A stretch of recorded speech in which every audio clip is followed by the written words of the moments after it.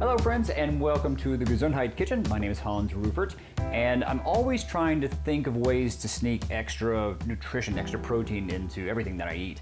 And I eat a lot of rice and beans, and I think it's one of the healthiest combinations and also very inexpensive combinations.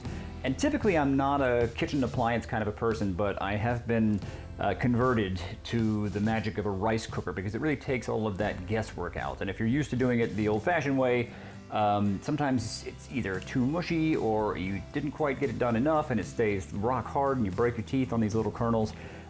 So I am fully now a fan of a rice cooker, and you can spend as much as you want to spend. I mean, it's like with any appliance. There are great ones for 40 bucks and there's great ones for 400 bucks. But the one I'm using was about a $75 model, and it's perfect for what I need. Now, brown rice is known to be extra tricky in that it can be too dense, too chewy, but versus white rice, the nutrition factor is amazing.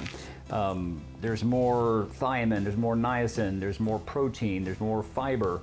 It's just a much healthier version. White rice is really a processed food, and so it's delicious. We all love white rice, but this particular blend that I'm using has in it two different types of brown rice, adzuki beans, black-eyed peas, barley, and they're all whole grain. So this on its own is a meal, but if you were trying to do it in a pot, it is a little bit more art than science.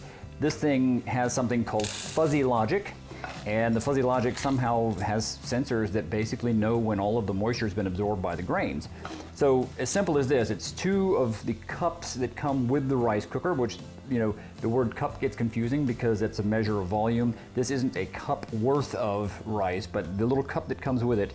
For every 2 of those, there's actually little segments on the machine, and there's also different labels on here, but I use the brown rice setting. Let me just turn this around. You can see brown rice, and I call it a setting. It really is just that's where the lines are.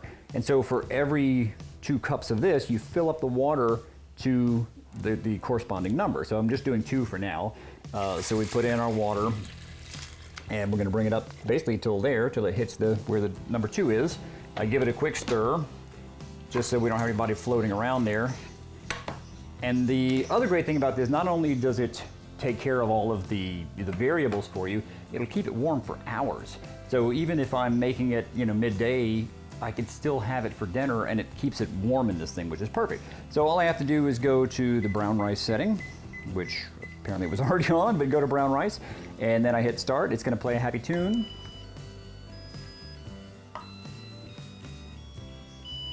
My daughter's favorite is when she knows when I'm making rice, when I play the little tune. And for brown rice, it takes almost 2 hours. For white rice, only about an hour. But the great thing is it's hands-free. You can set it and walk away from it. The other little component is it comes with a steamer basket, and you can cook a couple of things simultaneously. So as this gets down to about 20 minutes or 10 minutes to being finished, I can put some chopped up broccoli in here or peas or whatever I want to, pause this, open it up, throw it in there, and then the last 10 minutes of steam, or again, whatever you're trying to cook. I've even had done where we've steamed a piece of fish in parchment paper in here. Since you already have the heat going, it becomes this one pot wonder. You've got everything ready. I've even done corn on the cob in here. In fact, we had for dinner last night. I did the rice mix and then kind of finished up with some corn on the cob the last 10 minutes. This will play another happy tune when it's ready, and we'll take a look at it in the magic of time travel and see what it's like when it's done.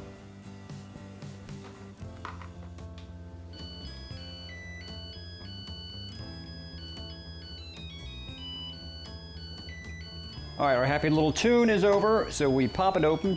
Give it a second because steam burns are nasty, but just, it's cool now, but you just don't want to be up in it when you open the thing there. And it comes with a little rice paddle, and that actually works really well for getting the grains to separate. And if you don't have that, or if you've misplaced it, a fork does well. And you'll see sometimes on the directions of rice, it'll say fluff with a fork. So that is typically what they mean, is you're wanting to separate the grains pretty much immediately after you cook it so they don't kind of stick together and become one giant rice ball, which you still have plenty of options. You can do stuff with sticky rice as well. But I'm gonna ladle this out or spoon this out into a bowl. And for me, that's a good portion. I can usually eat about a cup of these cooked grains. And remember, this is not just rice. There's barley, there's 3 different types of beans in there, so there's great protein. This is truly a one-pot wonder meal. I did not spice it, meaning if I was gonna have this for lunch, I might put a little bit of liquid amino acids, maybe a little nutritional yeast, maybe some furikake, which is a rice seasoning you can get at any Oriental grocery store. Or it's just good with some butter and salt, or however you like to eat rice. If you are craving something sweet, you could do something with a little honey or a little agave, or even possibly some stevia with some fresh fruit and have like an impromptu rice pudding. But by not salting it on the front end, this now becomes a great blank canvas that I can use for anything. And I'll show you how I do a lot of my my breakfasts on an upcoming episode. But I just wanted to introduce you to the rice cooker and some of the magic that it can do. And it is one of those kitchen gadgets that I think once you use it, you'll have a hard time going without it. So enjoy yourself in the kitchen, have a good time. That's the most important thing. Yes, this is about nutrition and doing it sort of scientifically, but it also is meant to be an intrinsic, ephemeral, fun time. Put on the music that you like. Spend some time with yourself in the kitchen. Put your kids to work in the kitchen. Make it a fun thing. So I'm going to enjoy my my hot rice and beans here, beans and rice, and we'll look forward to seeing you next time right here in the Gesundheit Kitchen. Take care.